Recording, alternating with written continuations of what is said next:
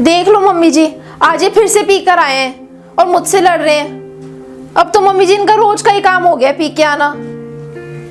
P के आते हैं और फिर मुझे उल्टी सीधी कहते हैं। हाँ तो क्या हो गया, मुंह से ही तो लड़ रहा है, हाथ तो नहीं उठाया तेरे ऊपर। अब क्या मम्मी जी आपको उस दिन का इंतजार है जिस दिन ये मुझ पे हाथ उठाएंगे?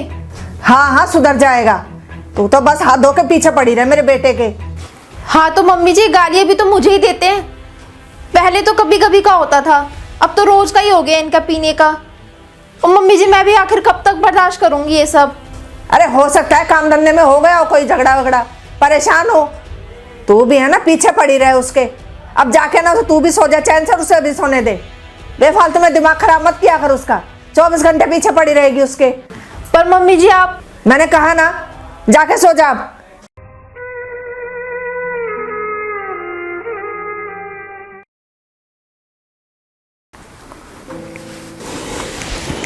हेलो, पहुंच गया मैं, ठीक है। ये क्या, आज आप फिर से पी के आए हो? तो तेरे बाप के पैसों की पिया है, अपने पैसों की पीता हूँ। माना कि आप अपने पैसों की पीते हो, पर आपके पीने से सबसे ज्यादा नुकसान आपका ही होता है। हमारे घर का भी माहौल कितना खराब हो गया है। कल को हमारे बच्चे होंगे, उन पे भी कितना बुरा असर पड़ेगा। वो भी क्या देखेंगे कि उनके पापा रोज पी के आते हैं, रोज उनकी मम्मी को गंदी गंदी गालियां बकते हैं। ऐसा है, ज्यादा ज्ञान मत दे। जिस काम के लिए तुझे इस घर में लाया हूं ना, वही काम कर, सिर्फ इस घर को संभाल, ठीक है।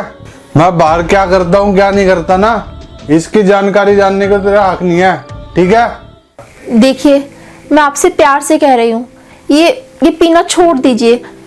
आप खुद देखिए कि आपके पीने की वजह से हमारे रिश्ते में भी कितना गैप आ गया है। मुझे तो याद भी नहीं है कि हमने साथ में आखिरी बार कब प्यार से बात करी थी। आप रोज पी के आते हो, रोज मुझसे लड़ते हो, आखिर ये कब तक चलेगा? तू भी पता नहीं रोज रोज क्या बातें लेके बैठ जाती है। ऐसा है, बीवी है, बीवी बन के रह, ज्यादा वकील बनने की जरूरत नहीं है। थोड़ी सी छूट के रह तेरे को, तू तो सर पे चढ़ के बैठने लगती है मेरे।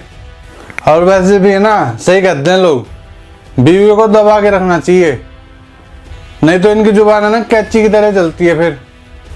देखिए मैं तो बस इतना कह रही हूँ कि चुप हो जा, चुप, सोने दे मुझे अब, चुप एकदम।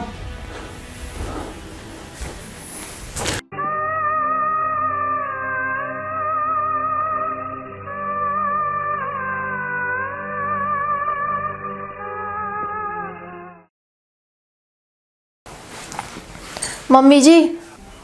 अब क्या हुआ, अब क्यों मुंह लटका के खड़ी है? मम्मी जी अब मैं परेशान हो गई हूँ। ये रोज पी के आते हैं, रोज मुझसे लड़ते हैं, रोज गालियां देते हैं। अब मेरी बर्दाश्त से बाहर हो रही है। अब आप ही बताओ कि मैं क्या करूं? अरे बहू मैं तो ना सारी गलती तेरी कहूंगी। अरे 3 साल हो गए तेरी शादी को, 3 साल में तेरे से ना मेरे बेटे का नशा नहीं छुड़वाया गया। सोचा था शादी हो जाएगी है, उसकी भी आदत सुधर जाएगी, पर तू तो है ना किसी काम की नहीं निकली। मम्मी जी मैं कोई सुधार मुक्ति केंद्र नहीं हूँ जो आपके बेटे का नशा छुड़वा दूंगी। और एक बात कहूँ मम्मी जी, जब आपका प्यार आपके बेटे का नशा इन 26 सालों में नहीं छुड़वा पाया, तो मैं कैसे 3 सालों में सुधार लेती? कहना क्या चाहती है तू?